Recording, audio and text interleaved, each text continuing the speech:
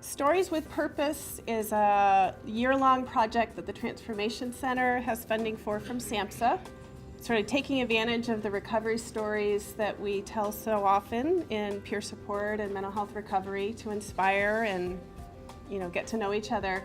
And it takes it a step further to, we've done 3 trainings with young adults. We've trained 52 people about how to use that heart and that whatever it is about their lives that's so important to unite with other people and then to take action together on a project that matters. The saddest thing in life is wasted talent, and I believe that I had sort of fulfilled that, and I convinced myself of that, but I realized that that's just a narrative that I play in my head, and action precedes thought.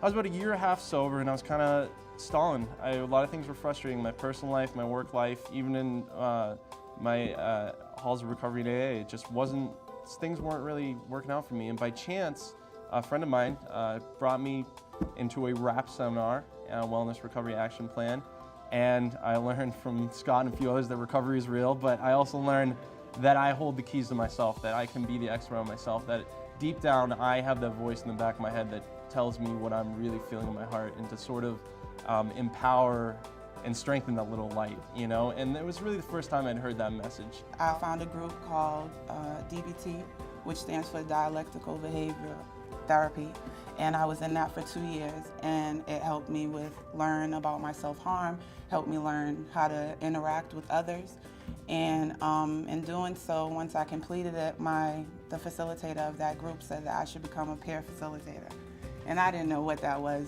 I was like, something to do on Wednesdays, because I don't have anything to do on Wednesdays anymore. What I've learned is that as long as I'm honest about my story and I share as much as I can, some part of it, someone can relate to it or empathize with it, and it seems to change people and bring them and inspire hope in them. And so it just makes me want to continue to do it.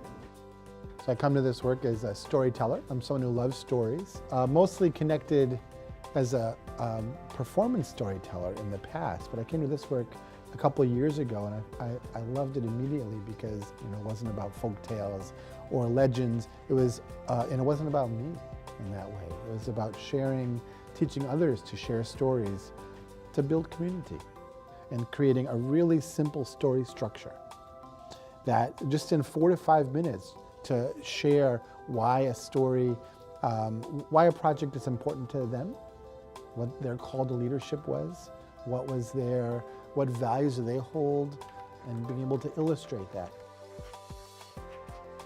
It's been one of those wonderful things to tell my story, and I think it's something that's been helpful. When people hear my story and other people's stories, they're so moved and they're so inspired. It's helping us find a story with a purpose to it, that through kind of like our personal anecdotes, we're going to be able to reach a wider audience of people that can identify with the same experiences that we've had, and also the people that, legislatively and decision makers that can hear these stories and go and see, look, this is a group of people that are being affected. Obviously, there's a large base here, and obviously this is an inspired group that are trying to do something. That's kind of what the story of the purpose is. Where you came from, who you are, where you're going to, and then what is the bigger group you're a part of, and what's the problems facing that group, and what are you going to do about it? So the Young Adult Resource Network here at the Home for Little Wanderers is one of just a handful of young adult programs around the state that are all about welcoming, accepting, and supporting young adults in any way they need at the time. They're built to be flexible and to be a safe place to help people find what they need in the world.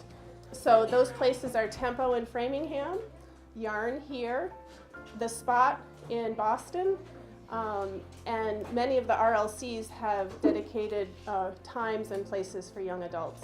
The challenge is that's not enough, so we really need that kind of environment everywhere in the state. It all started when I was like about 3 years old, where I got transformed into like a foster home. It was back and forth to foster homes until about 12 years old. I was above average. Like I was always a year ahead of what everybody else was. Then that's when I started getting in trouble. I felt like it was fun being up there speaking to everybody, letting everybody know what I've been through and everything. And just to advocate for everybody is just, I feel like I got nieces and nephews who's younger, so I can always advocate for them and show them like the right from wrong and show them like what's been going on and everything. Before it's just like I didn't want to tell nobody, but now it's just like, listen, can you listen to me and let me tell you? And so I'm just like, I got more confident. And when I came to Yarn, I had this life coach named Bree. Bree's cool. She helped me. She helped me with everything. And then I got my first job at Morning Words, and then she talked to me about Roxbury Village. Now I'm in Roxbury Village doing my thing, paying bills, paying rent, and they're helping me manage. They're helping me budget. They're helping me do all this type of stuff. So that's my story, y'all. Before I just had like stage fright. I have nervousness of being in front of like a crowd full of people, and now I just got that confidence. Just like I want to be in front of everybody. I want to talk. It's just, I don't know. I like that feeling now. So when did that change? Today. Changed today. It started when I was 15 years old and I was diagnosed with depression, anxiety, and eating disorders. After struggling for years, I was hospitalized for the first time when I was 20. My college sent me there after I dropped to 86 pounds. It's not an exaggeration to say that I was dying.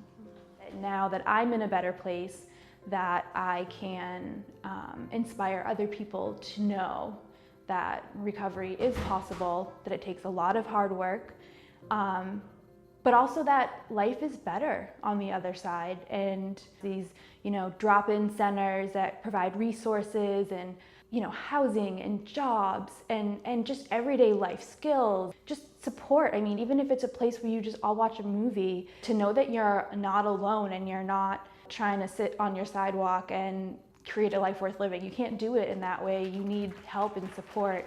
Today was really inspirational. I was very honored to be here today to hear the young adults share their different recovery stories. I found it very encouraging, very hopeful. I was really struck by the number of young adults who've had to struggle with housing, and I feel like that's one of our primary needs around young adults, and really needing to focus on that, because once they have that housing piece, then they're able to focus on their next steps around employment and education.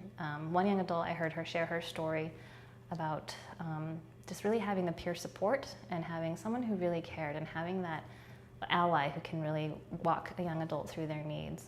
So I think making more supports available within the community, and that's been one of DMH's big philosophical values, is making sure that we reach these different young adults. They're our future. They are our growing workforce, and we want to make sure that we provide them in our roles the supports that they're going to need to be successful. It's great to be here today, and I'd like to tell you just a little bit about my journey. I grew up on the North Shore, or the North Shore. There were certain events that happened when I was growing up that affected me negatively, and I dealt with those things in negative ways. I shared my story at the State Mental Health Planning Council about my experience with homelessness, and I like to think that that contributed to the creation of the housing subcommittee that they just started a month ago. And just, I know so many people here from so many different places and so many different parts of Massachusetts. With my housing being so uncertain, I know no matter where I go, there will be peers. There will be support. It's my reason to get out of bed every day.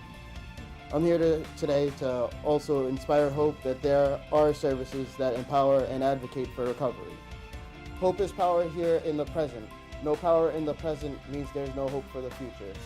And that was a quote by John Maxwell. Because I think that a lot of young adults struggle with anger, and they struggle with it because they don't know how to deal with all the different emotions that they have, and they do this by violence, joining gangs, self-harm, getting in trouble, rebelling.